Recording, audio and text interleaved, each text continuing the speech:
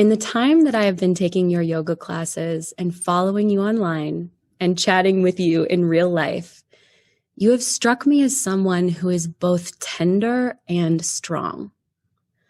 I know from experience that this combination is not easy to come by.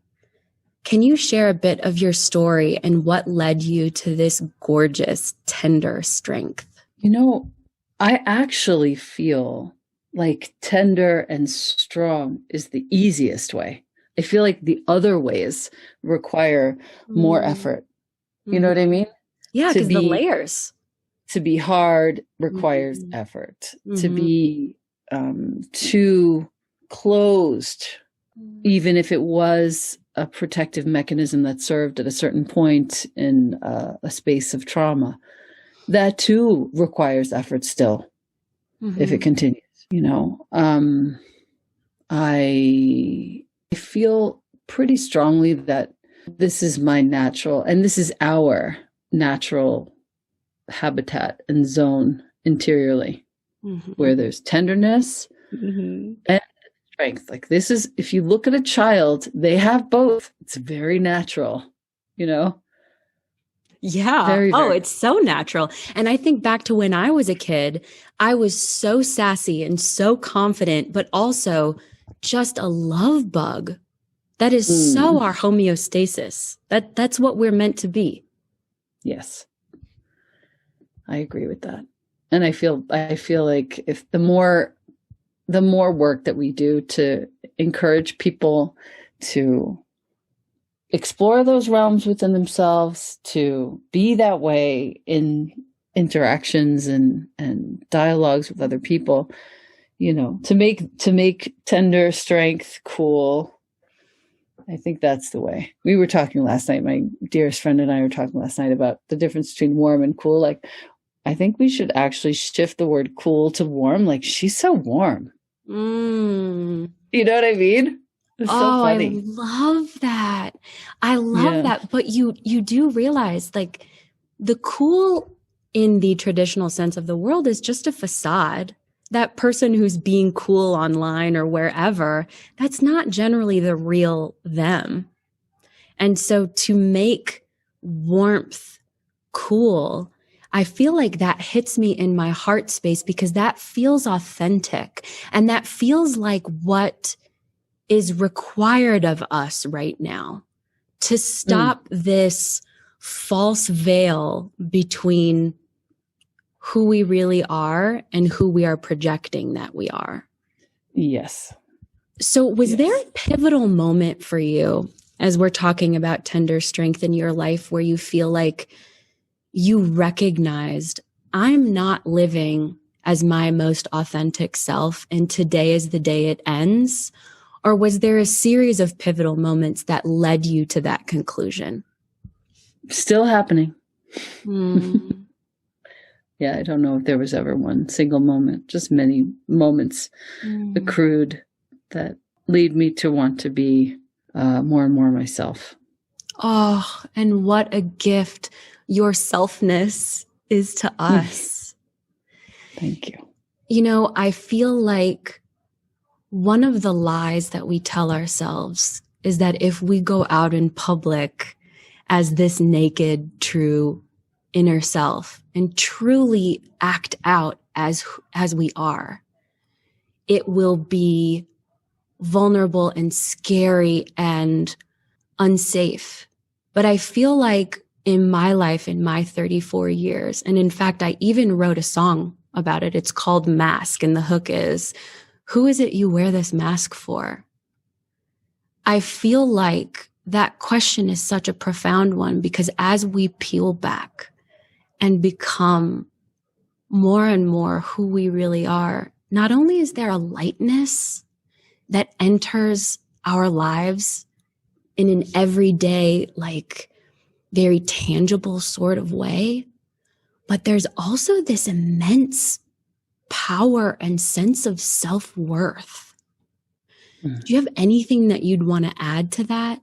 No, I feel like the only thing that comes to my mind is just to consistently focus to our listener, consistently focus on people that allow you, encourage you, and inspire you to be yourself.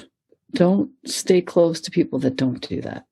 And to get real micro for somebody who may be finding themselves in a position like that, where they understand this relationship that they're in is a raw point and not a healthy relationship.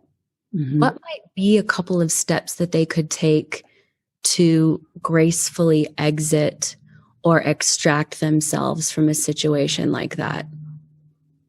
Well, I don't know if I would dare to say, like, give some sort of blanket prescription, but I think at every stage to just check in and see where your body is relaying what needs to happen. Your body will tell you if you're in a place where you are unsafe. It will tell you if you need to stick around because you're running unnecessarily.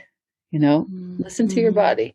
And if you don't trust your body for whatever reason, if you don't trust your own intuition, find friends who will give you the real goods, who will tell you, this doesn't feel right. This doesn't look right, whatever. Just have good friends near you who can be honest with you. And hopefully they're giving you good information.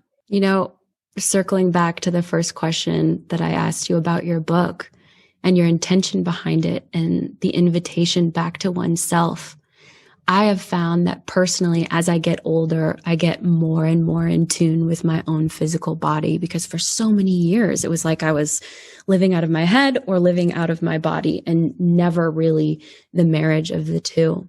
And this concept, it's so important to allow space for the mind and the body and the spirit to be in communion with one another.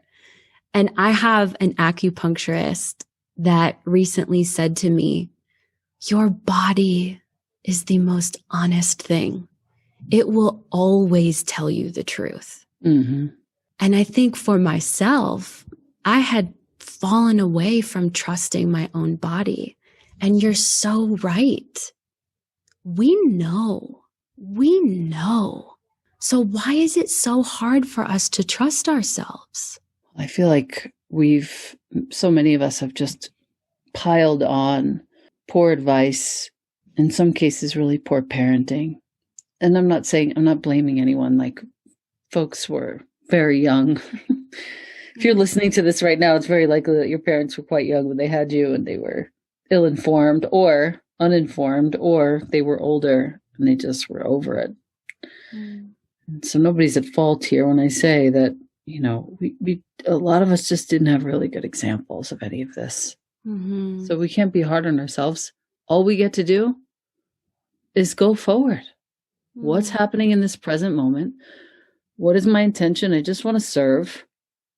Okay, so how do I attune to who's here and what's here so that I can serve? It's kind of it.